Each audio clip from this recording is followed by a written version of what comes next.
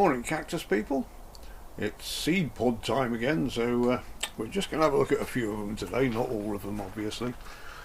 It's that time of year where most of the flowers have either dropped off or set some seed, which we can see on a few of these. Looks like there's some seed in that one, likewise a few of them. This one's a bit of a fresh flower, so I'll leave that, and in a week or two I'll know it'll either drop off or it'll stay there. I've just had a little look over here, and the Luxembourgia hasn't set any seed. Both of those have dried up and dropped off, so that's no good. And a few on that Parodia there. But main thing I was interested in today was this lovely Parodia, or not a cactus, tabularis over here. It's got lovely peach coloured flowers, and I've taken one of the pods off, I've left one on, so we'll have a look over here where I've prepared a few earlier.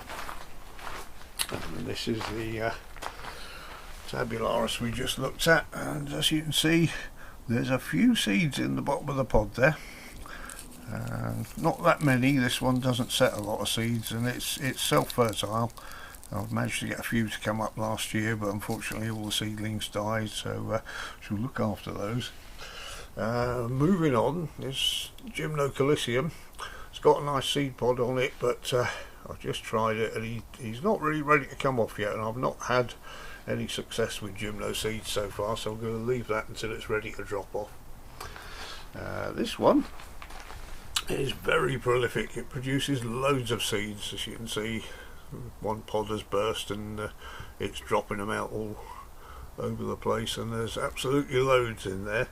But what I have found is it's very difficult to keep them alive once you've germinated. So what I did last year, I cut this little disc of perspex and put it over this tray, and I've kept this at very high humidity all year, which seems to have worked pretty well. There was more in here than this, but it's not a bad survival rate. It's about 50% maybe, and some of those are looking quite healthy there.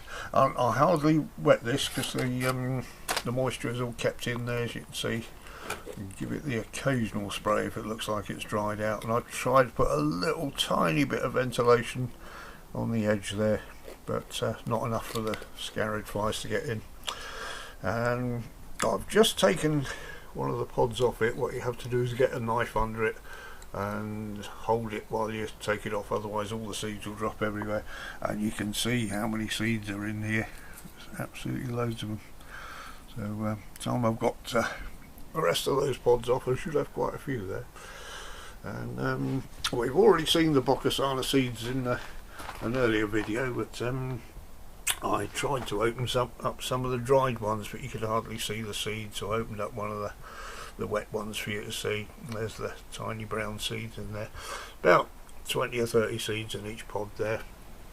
And after I picked them, they also threw out all these. I've rounded these up this morning from the other plants out there. So quite a few there.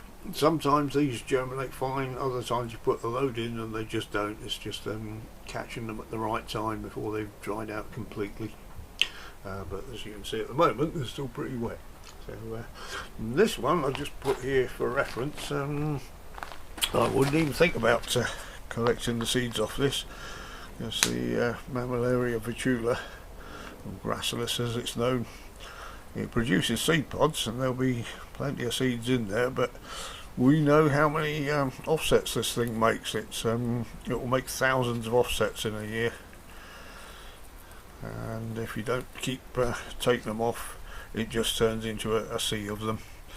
So as you can see, this one's been pruned. This is probably 5 or 6 years old now maybe, and I prune it quite regularly to keep it in shape, but each one of these offsets will produce a new plant, so there really isn't any point in collecting seeds unless you were going to want to post the seeds far away.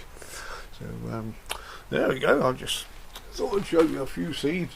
I did check the Lennon Housey, the old one that had 3 flower heads on the top, and they'd looked like they were forming seed pods, but I've just had a look in them earlier today, and there's no seeds in there at all, so it wasn't self-fertile, so it's a bit of a shame. And the Echinopsis, I had the seed pods off this earlier because I found last year where the seed pods had split, round the back of it, I found the ants had got in and they'd taken every last seed, and they'd taken them away. They either buried them very deep or they've eaten them, because we didn't get little Echinopsis coming up everywhere, so it was the end of that one. Yeah, okay, so that's not all the seeds, but some of them. Thank you very much for joining us.